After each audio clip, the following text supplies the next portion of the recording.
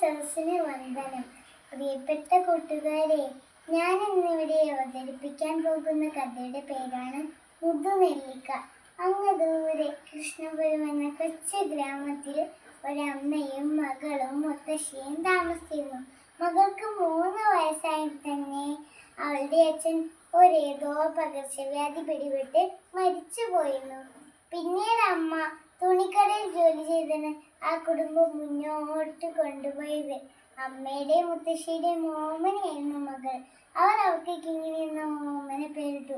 അമ്മ രാവിലെ ജോലിക്ക് പോയാൽ മുത്തശ്ശിയും കിങ്ങിണിയും തനിച്ചാണ് വീട്ടിൽ.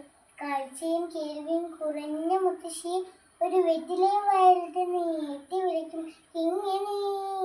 വിളി കേൾക്കേണ്ട താമസം കിങ്ങിണി ഓടി വന്ന് മടിയിലിരിക്കും. മുത്തശ്ശി നല്ല നല്ല കഥകൾ പറഞ്ഞെടുക്കും. അപ്പോൾ മുത്തശ്ശിയുടെ ഊഞ്ഞാല് പോലെയായിരുന്ന കാതിലേക്ക് കിങ്ങിണി നോക്കിയിരിക്കും. എന്നാൽ ഇന്ന് മുത്തശ്ശി കിങ്ങിണി എന്ന് വിളിച്ചാൽ കിങ്ങിണി വിളി കേൾക്കാറില്ല. കാരണം അവൾ അവളുടെ പ്രിയപ്പെട്ട പപ്പിക്കുട്ടിയോടൊപ്പം കളിക്കുകയായിരിക്കും. അതിന് മടിയിലിരുത്തി അതിൻ്റെ കുഞ്ചു രോമങ്ങൾ തലോടുന്നത് അവൾക്ക് വലിയ ഇഷ്ടമാണ്. മുത്തശ്ശി എപ്പോഴും പറയും, കിങ്ങിണി, ആ പട്ടിക്കുട്ടിയോട് കളിക്കണ്ട, അത് കടിക്കും. കിങ്ങിണി അതിനൊന്നും ചെവി കൊടുത്തില്ല.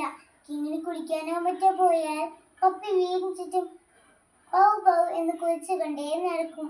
മീൻകൊത്തിയായ പപ്പിക്ക് കിങ്ങിണി അടുക്കളയിൽ നിന്നും അമ്മ കാണാതെ പൊരിച്ച മീൻ ചുണ്ടിക്കൊടുക്കും.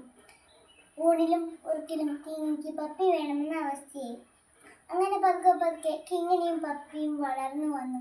അപ്പോഴും മുത്തശ്ശി പറഞ്ഞു, കിങ്ങിണി, ആ പട്ടിക്കുട്ടിയോട് കളിക്കണ്ട, അത് കടിക്കും.